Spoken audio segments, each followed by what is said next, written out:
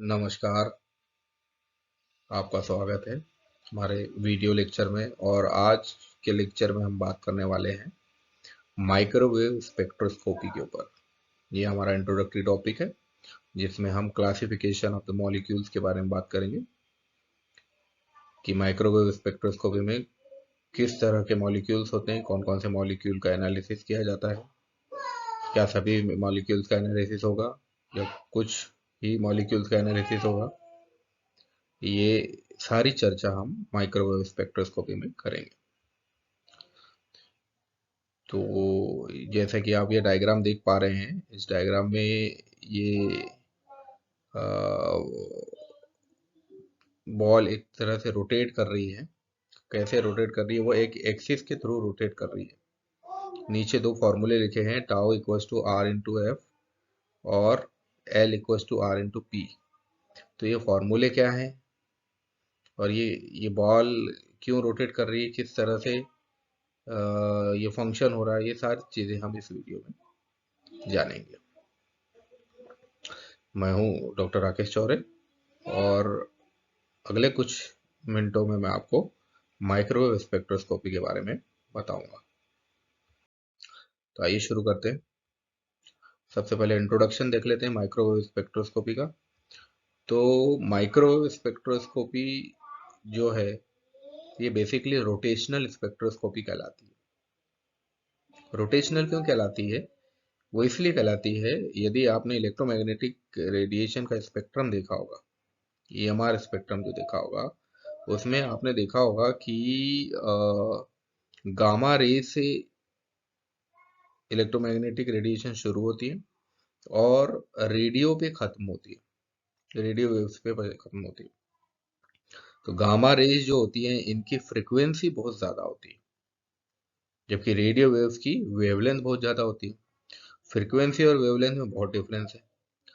Frequency अगर ज़्यादा है इसका मतलब पेनिट्रेशन पावर ज़्यादा है, डिस्टेंस कम है पेनिट्रेशन पावर ज़्यादा है। और वेवलेंथ अगर ज़्यादा है इसका मतलब डिस्टेंस ज़्यादा कवर करेगी लेकिन पेनिट्रेट नहीं कर पाएगी, आर पार नहीं निकल पाएगी। तो ये डिफरेंस है। इसलिए हम बोलते हैं the frequency is reciprocal to the wavelength, यानी फ्रीक्वेंसी वेवलेंथ के अपोजिट होती है, इसलिए कहा जाता है। ठीक है। तो माइक्रोवेव स्पेक्ट्रोस्कोपी जो है, यानी ये माइक्रोवेव इलेक्ट्रोमैग्नेटिक रेडिएशन के थ्रू बनी है। और माइक्रोवेव इलेक्ट्रोमैग्नेटिक रेडिएशन जो होती है ये ठीक रेडियो वेव्स के पहले आती है। अब रेडियो वेव्स के पहले आती है और हम जान रहे हैं कि रेडियो वेव्स की जो वेवलेंथ है सबसे कम है। इसका मतलब माइक्रोवेव की वेवलेंथ जो रहेगी वो थोड़ी ज़्यादा रहेगी रेडियो की अपेक्षा, पर फ्रीक्वेंसी अभी भी इनकी कम रहेगी। तो अगर इनकी वेवलेंथ ज़्यादा है और फ्रीक्वेंसी कम है, इसका मतलब इनके पास एनर्जी कम है। और जब एनर्जी कम है तो ये क्या करेंगे? जब एनर्जी कम है तो ये मॉलिक्यूल को सिर्फ रोटेट करेंगे। क्या होता है कि जब भी मॉलिक्यूल पर कोई ईएमआर पड़ता है, इलेक्ट्रोमैग्नेटिक रेडिएशन पड़ता है, तो वो जो मॉलिक्यूल है सबसे पहले रोटेट करना शुरू करता है। फिर थोड़ी एनर्जी उसकी बढ़ेगी तो वो वाइब्रेट करना शुरू करेगा, और एनर्जी बढ़ेगी तो वो इलेक्ट्रॉनिक ट्रांजिशन करेगा। इलेक्ट्रॉनिक ट्रांजिशन करेगा का मतलब ग्राउंड स्टेट से एक्साइटेड स्टेट में जाएगा, ट्रांजिशन करने लगेगा। ट्रांजिशन का मतलब होता है एक जगह से दूसरे जगह जाना।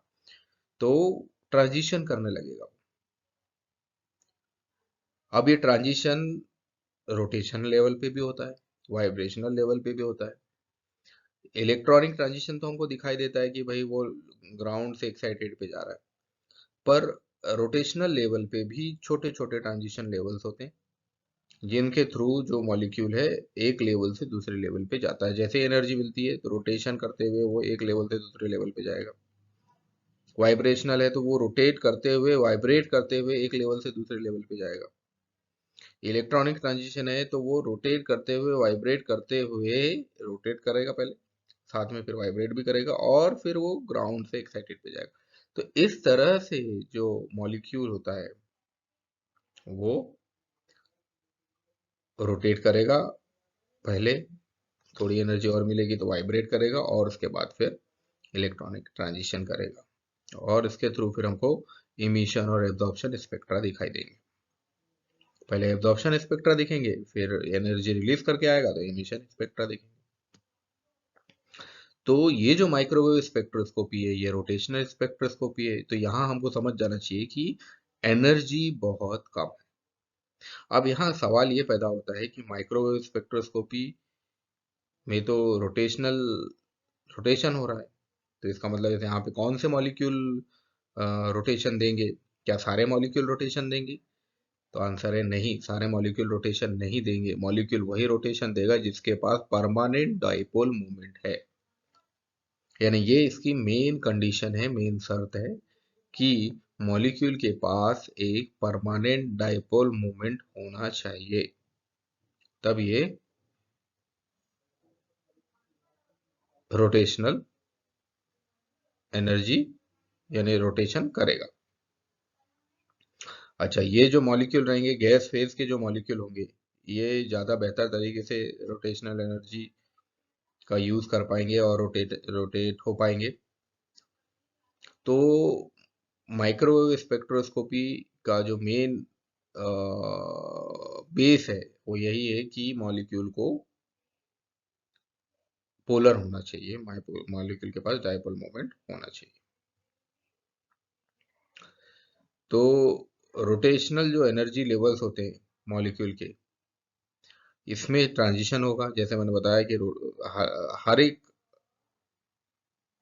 ट्रांजिशन की जो प्रोसेस है, चाहे वो रोटेशन की हो, चाहे वो वाइब्रेशन की हो, चाहे वो इलेक्ट्रॉनिक हो, हर में छोटे छोटे लेवल्स होते हैं और उन लेवल्स को ही जब मॉलिक्यूल क्रॉस करता है, एक लेवल से दूसरे लेवल पे आता है, तभी वो स्पेक्ट्रा देता है और उन स्पेक्ट्रा के थ्रू ही हम बता पाते हैं कि मॉलिक्यूल ने पर्टिकुलर रेडिएशन एब्जॉर्ब की है या नहीं।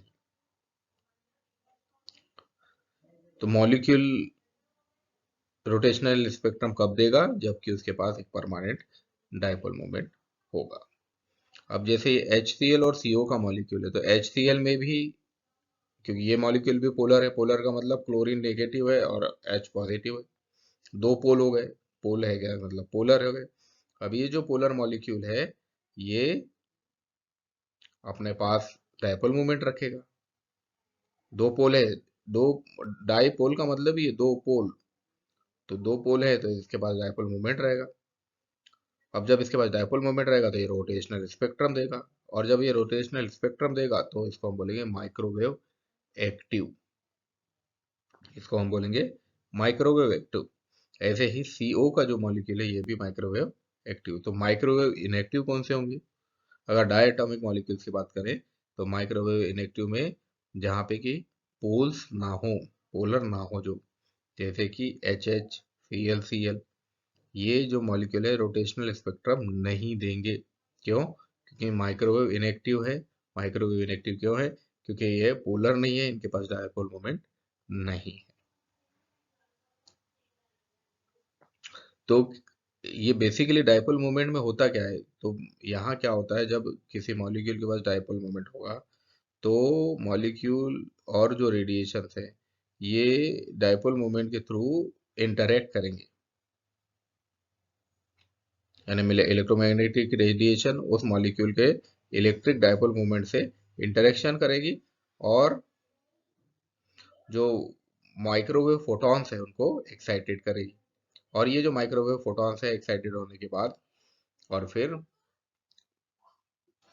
ये लोअर से हायर एनर्जी लेवल पे जाएंगे, जो रोटेशनल लेवल के हायर एनर्जी लेवल से लोअर टू हायर, और जाने के दौरान एब्जॉर्प्शन स्पेक्ट्रा और वहां से वापस आने के दौरान इमिशन स्पेक्ट्रा देंगे।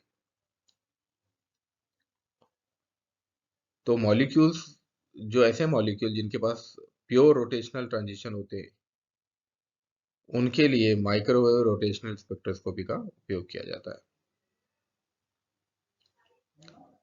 और इस स्पेक्ट्रोस्कोपी का मुख्य जो उपयोग है वो माइक्रोवेव रेंज में फोटॉन्स को ट्रांजिशन के थ्रू प्राप्त करना है। तो ये मॉलिक्यूल कहाँ के रहेंगे? ये मॉलिक्यूल गैस मॉलिक्यूल के रहेंगे, जो कि क्वांटम रोटेशनल एनर्जी लेवल्स में ट्रांजिशन करेंगे। और यहाँ पे जो क्वांटम एनर्जी है या क्वांटम लेवल है उसको जे से शुरू किया जाता है, तो यहाँ पे डेल जे निकालते हैं। तो जब हम इसके सिलेक्शन रूल की बात करते हैं तब वहाँ पे हम डेल जे प्लस माइनस वन लिखते हैं। प्लस का मतलब एब्जॉर्प्शन और माइनस का मतलब इमिशन।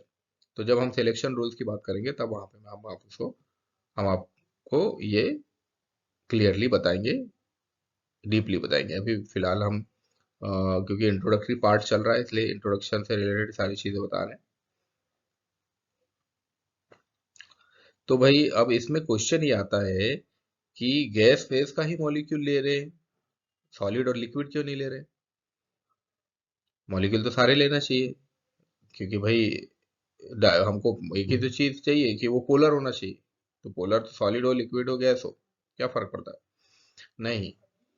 रोटेशनल लेवल जो होता है, इस रोटेशनल लेवल में बेसिकली जो गैस फेज होगी, इसमें क्या होता क्या है कि गैस फेज में जो लेवल्स होते हैं वो क्वांटाइज्ड होते हैं। रोटेशनल मोशन जो होते हैं वो क्वांटाइज्ड होते हैं, अलग अलग होते हैं। और जिस वजह से गैसियस मॉलिक्यूल आराम से रोटेशनल लेवल दिखाते हैं, जबकि सॉलिड और लिक्विड में रोटेशनल मोशन क्वांटाइज नहीं होते, जुड़े हुए होते आपस में। और इस वजह से क्या होता है, उनके बीच में टक्कर होती रहती, कोलिजन होता रहता है। और इस वजह से ये रोटेशनल स्पेक्ट्रम नहीं दिखा पाते, क्योंकि उनके बीच में टक्कर होती रहेगी तो रोटेशनल स्पेक्ट्रम, मॉलिक्यूल घूमेगा टकरा जाएगा। गैस स्पेस में ये नहीं हो पा रहा है कि मॉलिक्यूल घूम रहा है टकरा रहा है, मॉलिक्यूल घूम रहा है, घूमते घूमते स्पेक्ट्रा दिखा रहा है। और लिक्विड और गैस में प्रॉब्लम ये है कि सारे मॉलिक्यूल बहुत ज़्यादा पास पास रह रहे हैं, जैसे लिक्विड में थोड़े पास रहते हैं, सॉलिड में और ज़्यादा पास रहते हैं, कॉम्पैक्ट रहते हैं। ऐसी सिचुएशन में वो आपस में टकराएंगे तो वो रोटेशनल मोशन नहीं दिखा पाएंगे, यानी रोटेशनल मोशन उनका क्वेंच्ड रहेगा, बहुत कम रहेगा या नहीं रहेगा। तो इसी वजह से गैसियस फेज को प्रेफर किया जाता है। तो यहाँ जो है हम ये कह सकते हैं कि जो गैसियस मॉलिक्यूल है उसमें रोटेशनल स्पेक्ट्रम इजीली या सफाई से देखे जा सकते हैं। अब एक मॉलिक्यूल हमने लिया हुआ है ए बी मॉलिक्यूल, जहाँ पे ए नेगेटिव है पोल है और बी पॉजिटिव पोल है, यानी ये डाइपोलर मॉलिक्यूल है, यानी ये माइक्रोवेव एक्टिव मॉलिक्यूल है। तो अब इस मॉलिक्यूल को रोटेट करें, तो रोटेट करने के बाद ए नीचे आ गया और बी ऊपर चला गया, इस तरह से रोटेशन हो गया। अब देखिए इस रोटेशन को हमने इस तरह से बता दिया कि मॉलिक्यूल ऐसा घूमता रहेगा, यही जो रहेंगे ये रोटेटिंग मॉलिक्यूल कहलाएंगे। तो ध्यान रखने वाली बात क्या है, रोटेटिंग मॉलिक्यूल वो होंगे जिनके पास परमानेंट डाइपोल मूवमेंट होगा। चलिए अब इसमें मेन बात आ जाती है movement of inertia. Movement of inertia को हम डीपली डिस्कस करेंगे रिजिड रोटर में। यहाँ पे एक जनरल इंफॉर्मेशन हम आपको दे देते हैं। तो मूवमेंट ऑफ इनर्शिया होता क्या है, इसको मास मूवमेंट ऑफ इनर्शिया भी बोलते हैं। ये जो बेसिकली होता है कि भाई जैसे आपने बाइसिकल देखी है, बाइसिकल में क्या होता है कि अगर जब तक हम उसमें पैडल नहीं मारेंगे वो आगे नहीं बढ़ेगी। आगे नहीं बढ़ेगी का मतलब कि अगर हम बिना पैडल मारे उसको खड़े रखेंगे तो हम नीचे गिर जाएंगे, और जब पैडल मारने लगेंगे तो वो चलने लगेगी, और चलने लगेगी तो हम गिरेंगे नहीं। यानी उसके दोनों व्हील्स है वो रोटेट करने लगेंगे जब, तब हम गिरेंगे नहीं। लेकिन अगर उसको सिंपली खड़ा रखेंगे, पैडल नहीं मारेंगे तो हम गिर जाएंगे। कारण क्या है? कारण ये है कि जैसे ही उसके जो चक्के हैं वो रोटेट करने लगेंगे, तो उनके अंदर मूवमेंट ऑफ इनर्शिया आ जाता है, यानी वो जो ग्रेविटी है उस फोर्स से लड़ने की पावर आ जाती है उनके अंदर। तो बेसिकली मूवमेंट ऑफ इनर्शिया यही है, रोटेशन। जैसे एक टॉप होता है भौरा जिसको बोलते हैं, जो छोटे बच्चे चलाते हैं, वो भौरा अगर सिंपली ऐसा रख दिया तो वो गिर जाएगा, नहीं घूमेगा। लेकिन उसको जब घुमा देंगे हम, रस्सी के थ्रू घुमा देंगे उसको, वो लट्टू, तो वो घूमना लगेगा। तो ये वो क्या कर रहा है, घूमता हुआ, यानी उसके पास एक मोमेंट ऑफ इनर्शिया आ गया, यानी उसका रोटेशन रेट चेंज होता जा रहा है। रोटेशन रेट उसको अगर अलग अलग कलर से कर देंगे तो अलग अलग कलर दिखाई देंगे, इसका रोटेशन रेट क्या रहेगा, चेंज होता जाएगा। तो जो ऑब्जेक्ट रहेगा, चाहे वो लट्टू हो, टॉप हो, या चाहे वो बाइसिकल हो, जो भी ऑब्जेक्ट रहेगा वो क्या कर रहा है, वो अपने रोटेशन रेट को चेंज कर रहा है, और जो कि मास का विपरीत होगा। तो इसको ही हम बोलेंगे मोमेंट ऑफ इनर्शिया, यानी ग्रेविटी के अपोजिट वो घूम रहा है, चल रहा है। तो मोमेंट ऑफ इनर्शिया का जो फॉर्मूला होगा, I equals to summation I M I R I square. अब ये एम समेशन क्या है, ये तो सबका योग है। एम जो है मास है, और आर क्या है, रेडियस है। आई मोमेंट ऑफ इनर्शिया है, एम मास है, आर जो है distance from the axis of rotation, यानी जो रोटेशन वाली एक्सिस है उससे डिस्टेंस, यानी जिसको हम रेडियस भी बोल सकते हैं, है ना, वो आर है। अब इसमें लीनियर मोमेंटम की बात कर लेते हैं। तो लीनियर मोमेंटम जो होता है, ये पी से इसको शो करते हैं, और linear momentum M into V, यानी मास और वेलोसिटी पर डिपेंड करता है। लीनियर मोमेंटम का मतलब क्या हो गया कि जैसे कि मॉलिक्यूल अगर इस तरह से लीनियर लाइन में जा रहा है,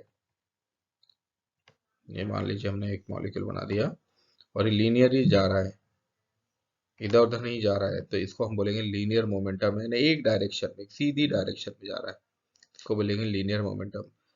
तब इसके लिए जो फॉर्मूला होगा वो होगा एम इंटू वी, यानी मास और वेलोसिटी। बस उसका मास है खुद का, मॉलिक्यूल का, और एक वेलोसिटी, एक डायरेक्शन है उसके पास, तो इसको हम बोलेंगे लीनियर मोमेंटम।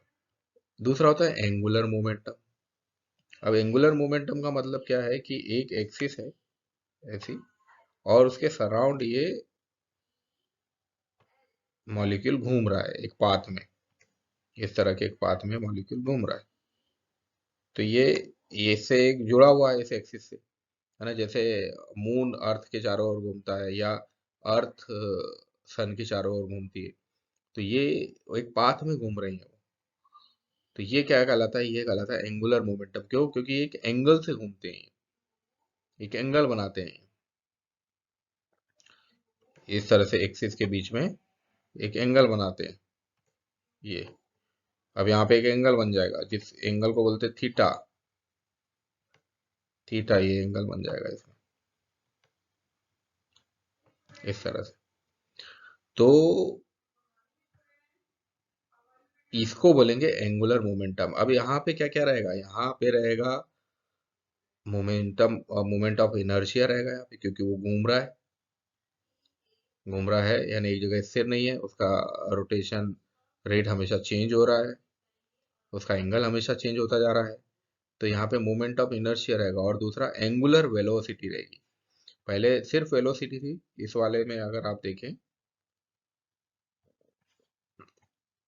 इस डायग्राम में अगर आप देखें, तो पहले क्या थी, सिर्फ वेलोसिटी थी। यहाँ पे क्या है, एंगुलर वेलोसिटी। क्यों एंगुलर वेलोसिटी?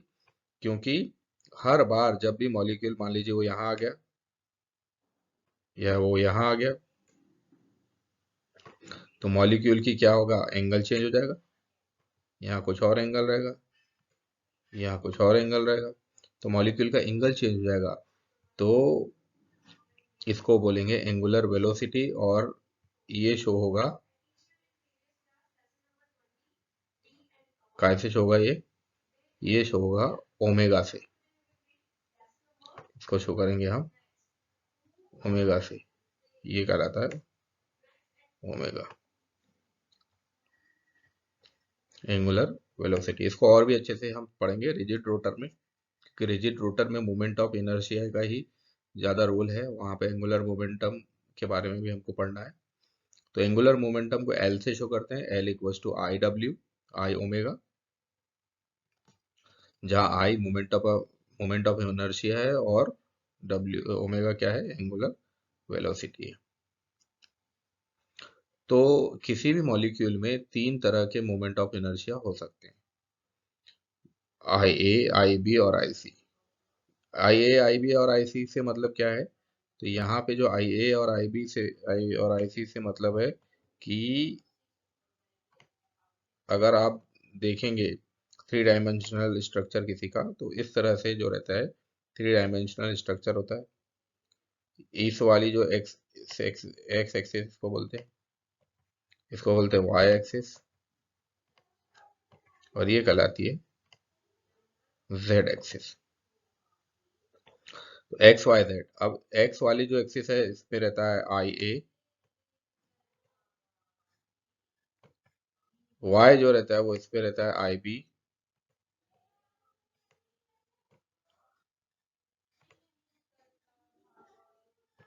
और जेड जो होती है इसमें रहता है आई सी।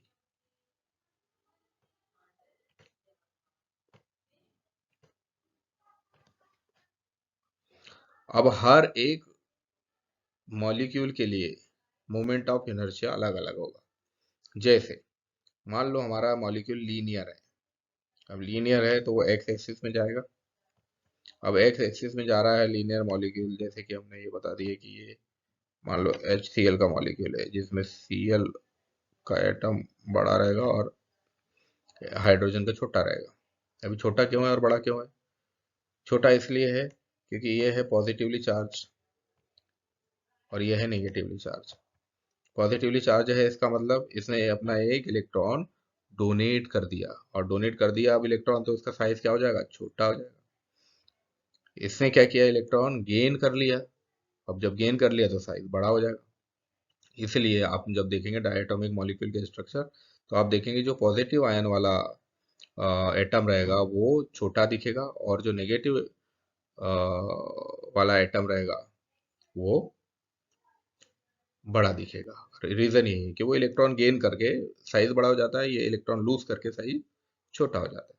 तो इस तरह से ये जो डायटोमिक मॉलिक्यूल है, जब इनको रोटेशन दिखाएंगे तब हम देखेंगे कि ये इस आई ए एक्सिस पर ये क्या करेंगे? रोटेट करेंगे। तो आई ए एक्सिस पर ये रोटेट कर रहे हैं, और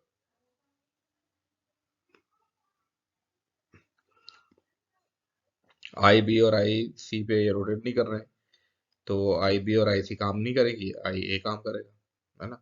तो इस तरह से हम बता सकते हैं। ठीक है, तो मोमेंट ऑफ इनर्शिया जो होता है वो तीन तरह का होता है, आई ए, आई बी और आई सी। तो ये एक्सिस के रोटेशन पर डिपेंड करता है। तो इस तरह से आप देखें, ये एक तरह का टॉप है जो घूम रहा है, यहाँ नीचे जो ये जो नीचे है ये टाउ है, ये फोर्स है, दोनों फोर्स हैं। ये ओमेगा है, ओमेगा का मतलब एंगुलर वेलोसिटी, ये एल है, ये ओमेगा है क्योंकि एंगल बार बार चेंज होगा इसलिए एंगुलर वेलोसिटी, और ये एल है, एल का मतलब एंगुलर मोमेंटम। तो इस तरह से इस डायग्राम में हम मोमेंटम, मोमेंट ऑफ इनर्शिया को देख सकते हैं। मोमेंट ऑफ इनर्शिया कब एप्लीकेबल होगा? जबकि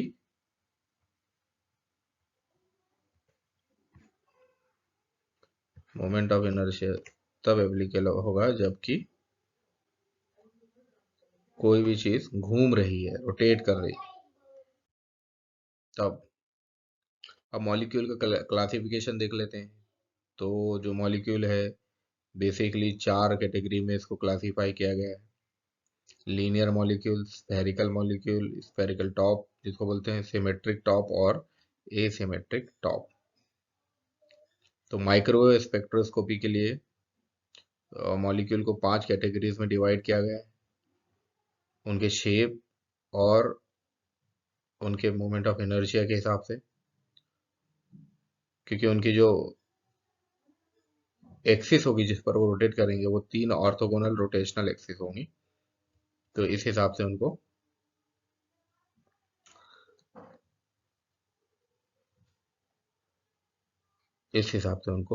क्लासीफाई किया गया। अब जैसे मॉलिक्यूल है, तो molecule I C equals to I B equals to into I A equals to zero, यानी वही एक्स एक्सिस में अगर घूम रहा है मॉलिक्यूल, लीनियर मॉलिक्यूल, जैसे मैंने HCl का एग्जांपल दिया था, तो IA 0 रहेगा क्योंकि उस एक्सिस पर रोटेट करेगा। बाकी C और B जो एक्सिस रहेगी जहाँ पे रोटेट नहीं करेगा, वो एक दूसरे के इक्वल रहेगी हमेशा। ऐसे ही स्फेरिकल टॉप जो रहेगा, इसमें तीनों एक्सिस एक दूसरे के इक्वल रहेगी।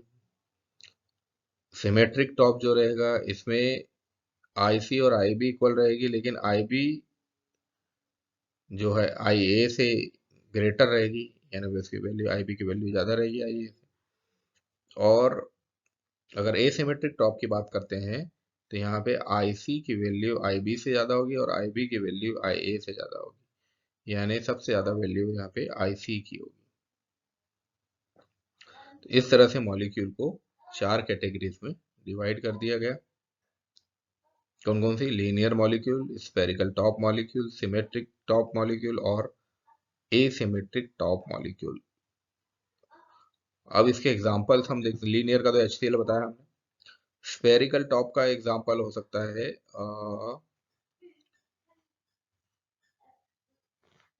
CH4 भी हो सकता है इसका एग्जांपल, स्फेरिकल टॉप का। सिमेट्रिक टॉप का एग्जांपल हो सकता है अमोनिया NH3, क्योंकि उसके ऊपर एक लोन पेयर रहता है और 3 बॉन्ड एक तरीके से रहते हैं, सिमेट्रिक टॉप होते हैं। एसिमेट्रिक टॉप के भी काफी सारे एग्जांपल हम ले सकते हैं। तो जो होमोन्यूक्लियर डायटोमिक मॉलिक्यूल होंगे, जैसे H2, O2, N2, Cl2, इनके पास जीरो डायपोल मोमेंट रहेगा और ये माइक्रोवेव इनएक्टिव मॉलिक्यूल रहेंगे, यानी रेडिएशन को एब्जॉर्ब नहीं करेंगे। वैसे ये हेट्रो न्यूक्लियर डायटोमिक मॉलिक्यूल जो रहेंगे, HCl, HF, CO, इनके पास परमानेंट डायपोल मोमेंट होगा और रोटेशन के दौरान इनके डायपोल में चेंजेस भी दिखाई देंगे। तो ये माइक्रोवेव एक्टिव मॉलिक्यूल कहलाएंगे। अब एक क्वेश्चन कर लेते हैं जिसमें हम मोमेंट ऑफ इनर्शिया कैलकुलेट करेंगे। अब वाटर का एक मॉलिक्यूल दिया हुआ है जो अपने एक्सिस पर HOH बॉन्ड के थ्रू जुड़ा हुआ है और इसमें हमको मोमेंट ऑफ इनर्शिया कैलकुलेट करना है। बॉन्ड एंगल जो है HOH का 104 डिग्री 5 मिनट है और बॉन्ड लेंथ जो है OH की वो 95.7 pm है। तो H का जो एटॉमिक मास यूनिट है वो 1.6606 into 10 to the power minus 27 kilogram है। तो इसको हमको सॉल्व करना है। इस तरह से है ये 104.5 डिग्री का एंगल बना रहा है। अब इसको बीच से हमने क्या कर दिया है, डिवाइड कर दिया है, यानी बीच में अगर इसको हाफ कर दे तो इसका एंगल कितना हो जाएगा, 52.3 हो जाएगा। 52.3 हो जाएगा, आधा कर दिया हमने। तो अब हमको इसका मोमेंट ऑफ इनर्शिया, तो ये सॉल्यूशन है, इसमें फॉर्मूला हमने पुट किया, I equals to summation m I R I का मतलब क्या है, ये कोई I एटम है, एटम है जो जिसको हमने I सिंबल से शो किया है। तब फॉर्मूला हो जाएगा I equals to 2mr square sine square theta, और इसकी वैल्यू जब हम रख देंगे तो